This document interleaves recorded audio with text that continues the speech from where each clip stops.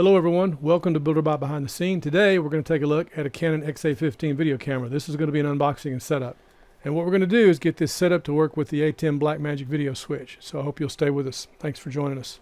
Now what we're going to have when we get this open is we're going to have a camera, a cover for the lens, and we're going to have some parts. Some of the parts we will not use. We'll go through it. The only thing extra we're going to need that's not in the box, number one, we're going to need a screwdriver. We'll need both a Phillips and a straight blade. Number two, we're going to need a battery. We don't use the batteries that come with this. We use the extended batteries. Number three, we're going to need a UV filter. So we'll show you the ones that we use for that. And then the other item you might want to use could be a strap, depending on how you set up and shoot with this. So let's do this. First thing we want to do, we've already taken it out of the big box, so we're going to get this open. And somebody might ask, why an XA15? Well, number one about the XA15 is you've got SDI out. So we're going to go through the menu and configure that so that it will work with the switch right off the bat. And depending on how you shoot and what you want to shoot, there's a lot of things you can do. Sometimes we shoot, and what I mean by that, sometimes we shoot into the camera. In other words, we record into the camera. A lot of times, because we're working with a switch, we record into an SSD recorder. Or you might, depending on how you work out in the field, use an external recorder that's plugged into this that could be HDMI or could be SDI. Something from ATEM OS, or you might be using something from Blackmagic. There's lots of options. So as we get this open, we're going to have the camera on one side. So I'll get the parts out. Manuals. Now, I would strongly encourage you to register your camera. The serial numbers in the documentation that's on the camera. Register your camera for two reasons. One, so you know what the serial number is, just in case. And two, so Canon knows when you bought it and the serial number, just in case. Hope you never need it, but just in case. And it's also nice to be able to keep track of it. Now, with what we're shooting here, the two main cameras we use, that is an XA35. That camera is an XA35. And the camera overhead, this camera is an XA15. And the camera we are unboxing is an XA15. If any of you seen the build videos we do for Builder Buy, because this is behind the scenes, all of our overhead shots have been done with the XA15. I love it. It's great with as we work in the studio. It's also great in the field. These are really good out in the field with low light situations. Now, when I'm out in the daylight and I'm not too concerned about low light, I take the G40s out. But if I'm in a situation like, say, I'm going to go out and hunt hogs, and I need to be outside, say, maybe at 8:15, just when it starts getting a little fuzzy and groggy looking outside, start getting that haze, and you get that transition about 30 minutes where it goes from light to dark, this is the camera to use. Whether you use the mount on top or not, that's another issue. Later we'll do some stuff with audio on this, but this is strictly about unboxing and setup to get this to work with the video switch. So this will be kind of quick, but I hope you enjoy it. Stay with us. Now, as I said, first thing we got to do is get the camera out, get the parts out, put a few things together, then we're going to go into the menu and show you how we're going to configure it. Open up the box. Camera's on this side. We'll pull the camera out. We have a lens cap. We're going to put a filter on. We'll take the lens cap. We'll put it in a bag. Set that aside for the moment. All I'm trying to do is get all the parts out. Once I have that out of the way, I'll move the box out and we'll look at just the parts we have, and we'll look at what we're going to use and what we won't use. For example, the power supply. I like to keep it handy, but I don't ever take it out in the field. I always use batteries. In fact, I don't even use the power taps here in the studio. I always use batteries. But I like to keep them handy where that stuff is accessible if I choose to use them. Now, something I don't like is the only way you're going to be able to charge the battery with what is here is on the camera. So I would suggest when you get your extended batteries, also purchase, for example, we use Watson, also purchase one of the dual battery chargers. We have a video up about the dual charger you can take a look at, but that way, a couple of batteries with this, you're good to go. Set the camera aside, kind of like going on an Easter egg hunt. Now, we've got a mic mount, and I'm kind of torn about that mic mount. And the reason I say that, we mounted these on the XA35s, but we don't use them. We have Sennheiser mics mounted on the XA35s, and has the big sock on them, or the windscreen, whatever you want to call it. I believe those are Sennheiser 600s, MK600s. It's a nice mic. In fact, it's good for the distance I'm working at right now from here to there. But if you'll notice, the mic I'm using is the Shure mics. We get the best quality sound with the video switch. And the noise we have is not from the video switch, but from the fans to keep the video switch cool. So I like the way that sets up. But when I take the XA35s out to use them by themselves at this distance, those mics are great. But to use this, you'd have to use O-rings on the mic. So we don't use these. I don't use it on the XA15 overhead. I'm not going to put it on this XA15. It just adds to the bulk and to the height. But that again is something you want to keep close. So you've got that mount, and I want to mention the little stuff because you don't want to lose the little stuff. There's a couple of little screws that go with this mount. I would take these, put them together in a bag, like a Ziploc bag, so that they stay together. And all these parts that we're not going to use, again, in a Ziploc bag, so you know where to find them. They're all in the same place. I'm just saying.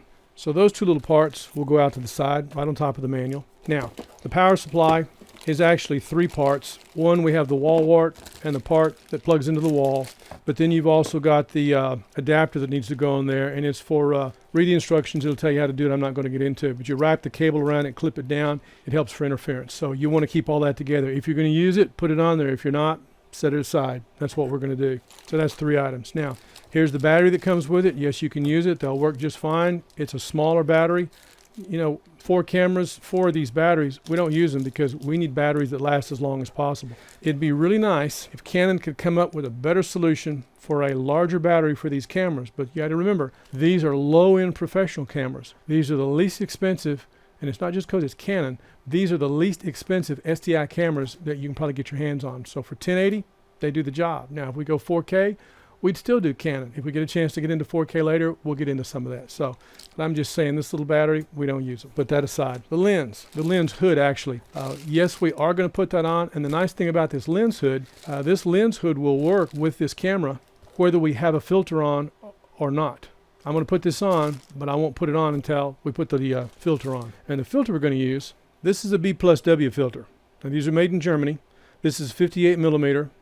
That's something else I really like about the G40s, the XA35s, the XA15s.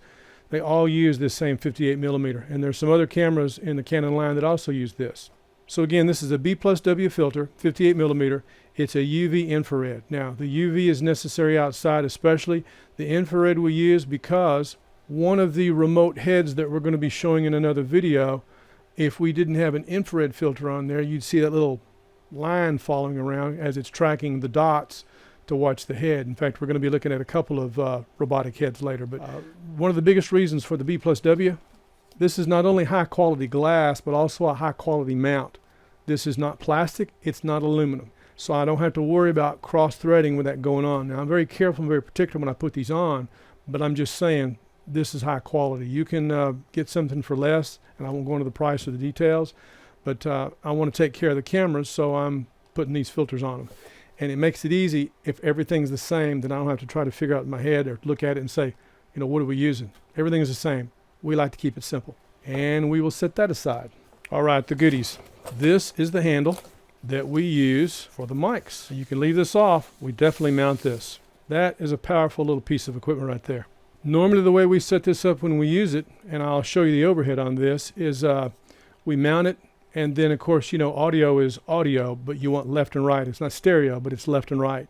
So you can set this up with the settings in the camera plus with the mixer on this device so that you can bring in audio on channel 1 and then have it on left and right, which would be channel 1 and channel 2. So, and that is a wonderful little piece of equipment. Now, not only do we have the settings for the mixer, but on top of this, we also have another hot shoe. We have a rocker button for zooming in and out, and we can do the recording from here, start and stop, which is really nice. And of course, this is where that other mount goes for the microphone that sits on the side. But we don't use this mount with the Sennheiser mounts. We go right here with a Rycote mount. And the Rycote mount was a kit we got from B&H. I'll put that information in the description link of the video, so if you're interested in the mic, you can take a look at it.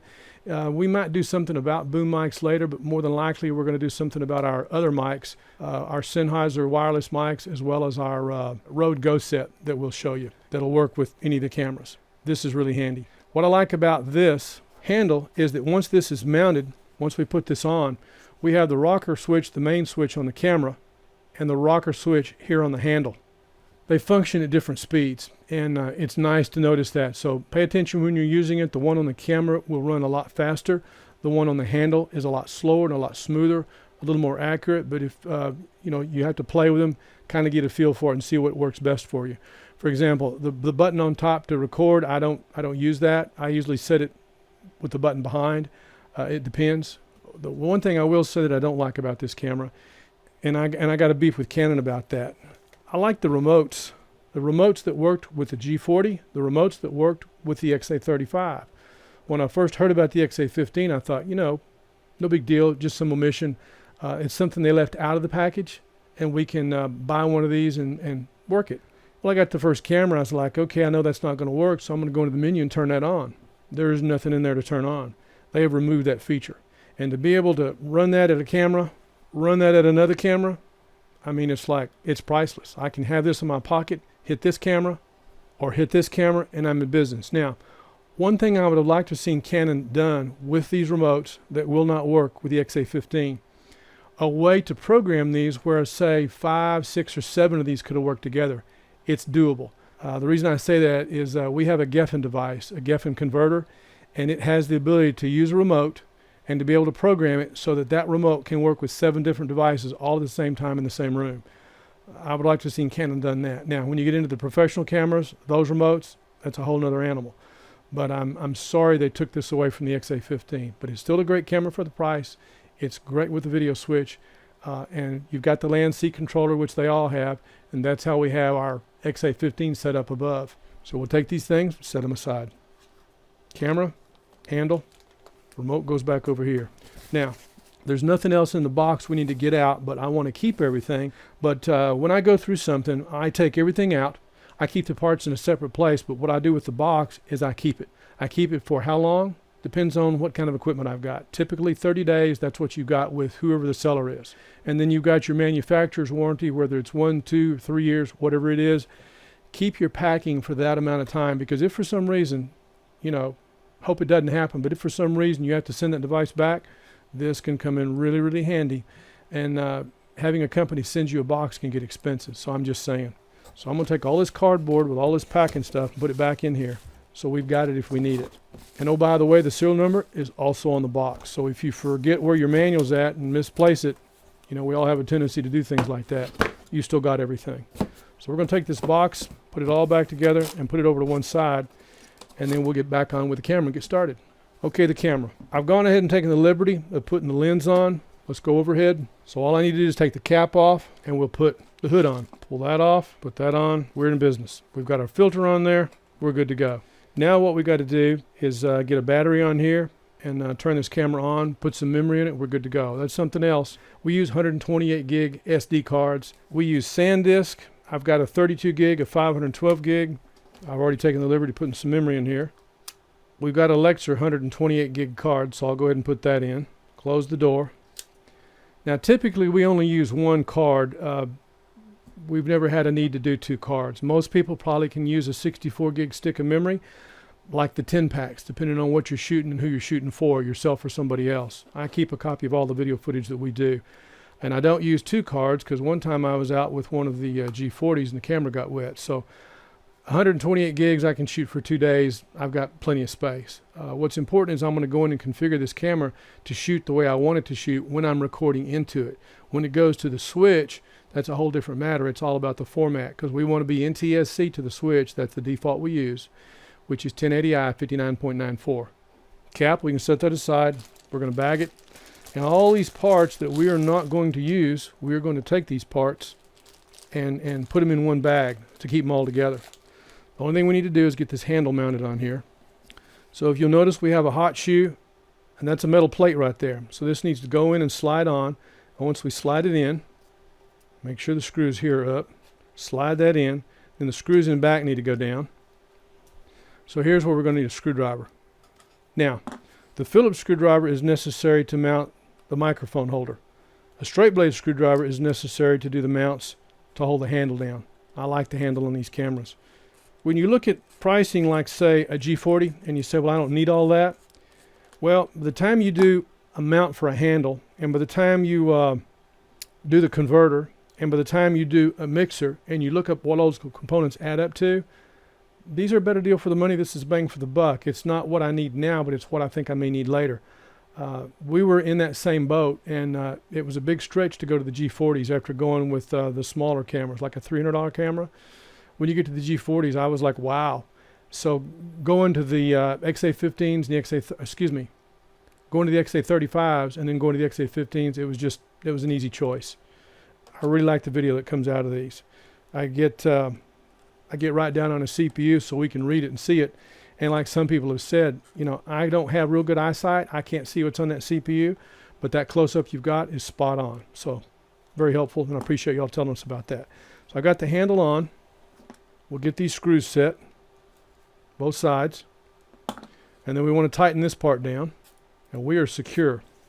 Now once that's done, everything's good to go. We got memory in it. We need to get a battery on it.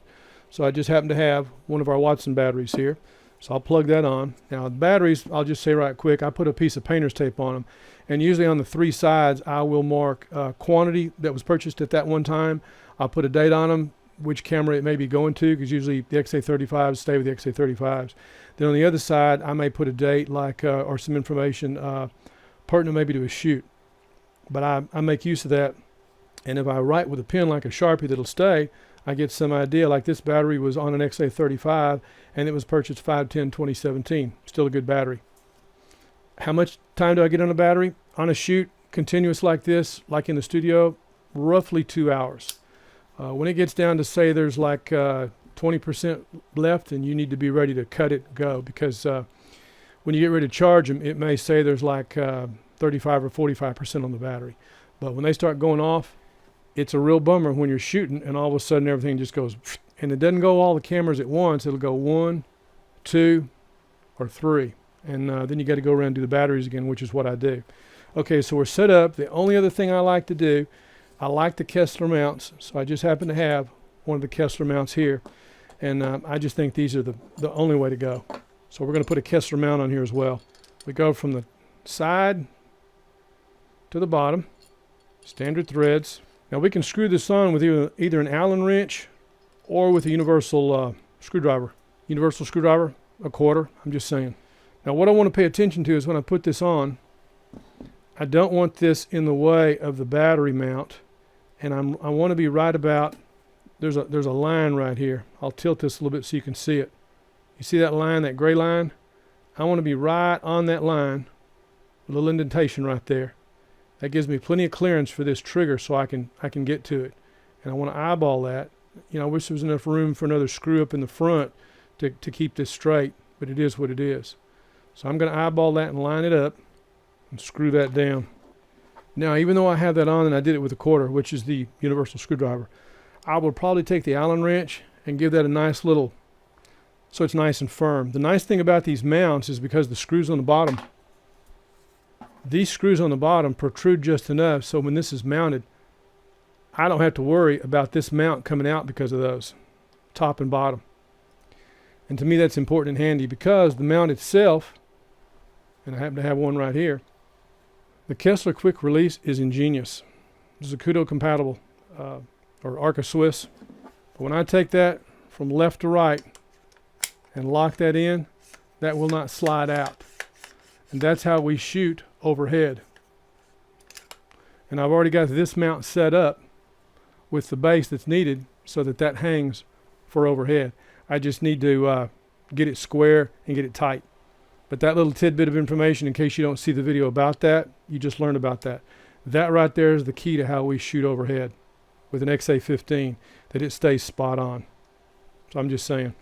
Okay, camera's good to go. Now what we need to do is I've got a decimator MDHX converter over here that's got an SDI cable. So what I'm going to do is pull the cable on that and put it onto this. So we're going to take that SDI cable.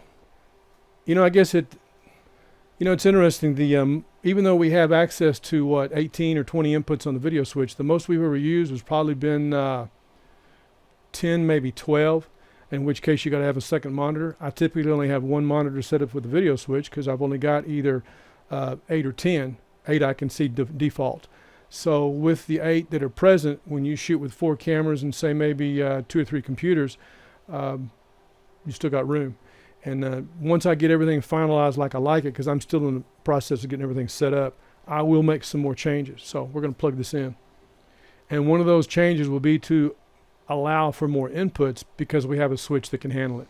Okay, on this side of the camera, we'll flip this up. We got to open the door. You notice that little round spot right there. This is what we open. And this gives us access to the SDI, which is right there. Now we've got SDI. We've also got the land seat control here. Let me set that cable down and I'll show you. Okay, we've got SDI right here. We've got the land seat remote right here. Here's the HDMI. Right here's the USB. Over here is for headphones, and that is for a mic. Good to know in case you decide you don't want to use the handle to plug in your mics. So you're using something like a Rode Go mic. That's where you plug it in, that little red button. If you're using the Sennheisers, then of course you'd want to use that with the XLR connection and go in through the mixer. Options. And for what it's worth, if anybody's interested or if anybody's asking, whose SDI cables do we use, I'll put a link up to the brand of cables we use. They're all custom made. None of them are stock, and we use a flex cable. So this flex makes a big difference. We first looked at some cables spec'd out with Belden, which was nice, but I didn't like the way the connectors went. I like the way these are done. They cut the lengths we need. Usually on average, we use 30-foot lengths for the cameras. It's adequate. Then we have the extra connectors so we can put two cables together. We have a couple of 100-foot cables if we need them. Don't use them very often. Everything is usually pretty close and pretty tight. When we were doing the live meeting, we were looking at some way to do video wirelessly, and we were going to look at some of those solutions. We may still look at some of that in the future that would allow us to broadcast without delay from a camera to the switch, whether we're in close proximity or not. That's one of the reasons we started looking at robotic heads, so that as we walk through the audience, that camera would follow us around. We're still going to show those, but since we're not able to do the live meeting right now, we're doing this. So I hope you enjoy this. And again, this is behind the scenes. This is how we do build or buy. Okay, now we got that set up. We're going to go back overhead. So what we want to do, we're going to turn this out. We're going to turn this on and get this where you can see it. Camera going on. Menu coming up. Okay, I want to say at this point, you want to set this and follow the procedure. You can't mess up a camera. If we do anything and you're uncomfortable with getting into these menus, there's a way to reset the menus that resets everything back to the default. Now, if I were using a still camera, like for example, we have a Nikon D90, sometimes because of the settings, and this goes back a while, it was easier to change the settings by resetting the camera and then starting over from scratch. I don't have to do that with these cameras, but I'm just saying you can if you want to. So we're going to set the date and go through the menu. Now, first thing I got to do is the date, and this happens to be January, February, March, April, May, June, and this happens to be July the 1st, and we go to 2020, set our time. We're on a 24-hour clock.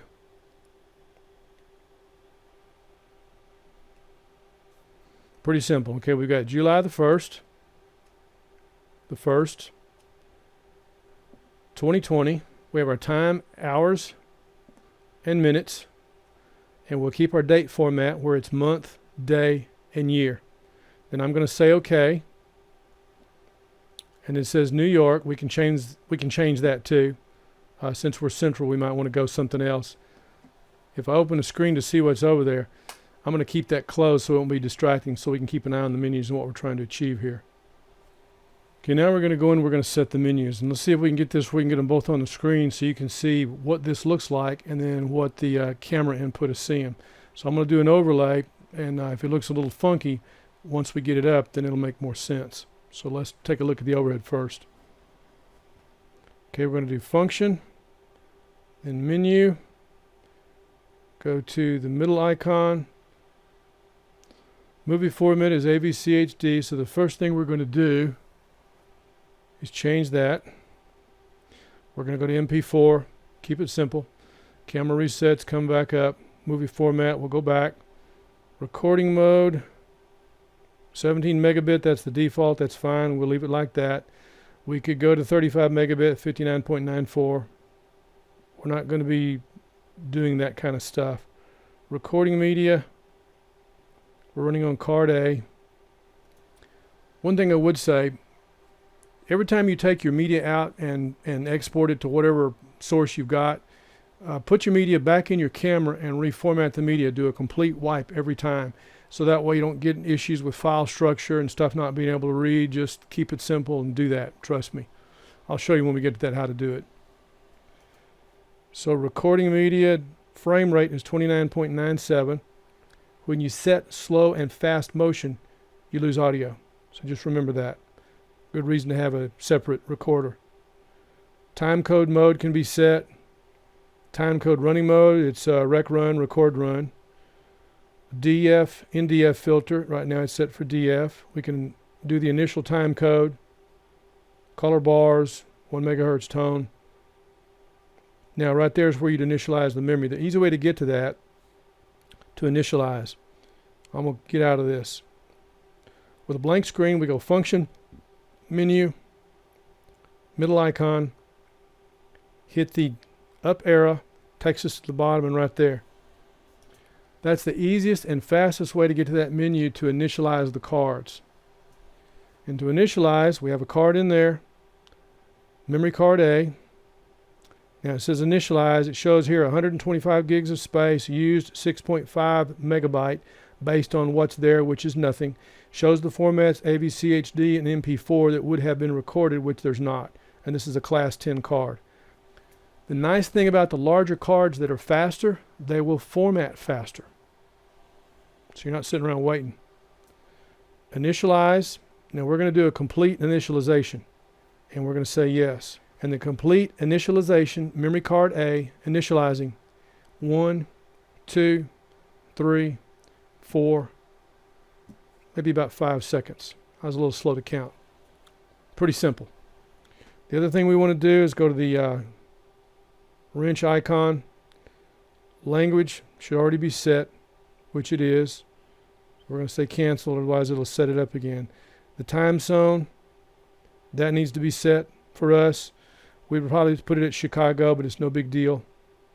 Date we've done. Everything else we're going to leave alone. Now, what we have to do is go in and turn on SDI. That's not on. Right there, terminal out. That's what we're looking for. So if you get lost, just remember you can reset any of this. You don't have to worry about messing something up. Once you get in there, reset the camera and you're good to go. So what we want to do is turn this on so we're not getting just HDMI. We want SDI, so we go out to the video switch. So when we hit this, now this may look a little strange at first, but I'm going to hit the menu so that we have picture-in-picture capability. I'll show this in a small screen that you're seeing right now from overhead. A larger screen will be black. Once I hit this, then you'll see the output from that. I will open the lens so you can see what the camera's seeing. It'll look like this. Overhead, super source. I will press the HDMI. We will change it to SDI and HDMI so everything works. There we are. Just that simple. So now we have video coming out the SDI as well as the HDMI. Everything works. And because even though we're 1080i 59.94, it sees the camera, even though it's set for 1080 29.97. Remember, the 29.97 would be to record into the camera. And that's what we were setting. The background we use just a fill color. You see on the left where we set that. You see on the right what the camera's seeing. If I change it back to HDMI, that goes dark. I change it back to SDI and HDMI, it comes back. And you see what the camera's seeing. Right there's my hand. So we have the camera now set up to work with the Blackmagic video switch. This particular switch is the Blackmagic ATEM 2 ME Production Studio 4K. The picture-in-picture is really nice. We've used it some, not a whole lot, but with these cameras, everything is this is all spot on. Everything just works. So again, this is about the Canon XA15. It's an SDI camera, and if you want to shoot multiple cameras with a video switch, that's the way to go. Now, because a lot of people are streaming, we will show you some of the things that we have done with streaming in the past. We can do live streaming. We have done live streaming, but it's easier to do this, so we show the mechanics of it. But if you're interested in some of that, we will do a video showing you what's required. For example, what kind of internet connection you got to have. How much bandwidth is it going to take? What can you expect on the other end? Is this a complete package? Does it include hardware as well as software? There's a lot of questions that once you've done it, it's no big deal, but it's kind of like anything else. You know, the first time's the hardest. After that, it's just a matter of doing it again, cookie cutter. But we'll show you some of those details. So again, my name is Gil Boyd. This is Behind the Scenes, and this is Builder by Behind the Scenes. So thanks for watching. We'll look forward to seeing you next video. We would appreciate if you guys would subscribe. Any comments, please keep them positive because we have a lot of people that watch, and we would encourage you to watch Builder by if you're interested in building or buying a computer. And we will have some more stuff on alligators, maybe even have some stuff on some hogs, and we're going to be showing some stuff with robots for robotic heads. So thanks for watching. We'll look forward to seeing you next video. Have a great day. Let's go back now and see what we got. Thanks for watching.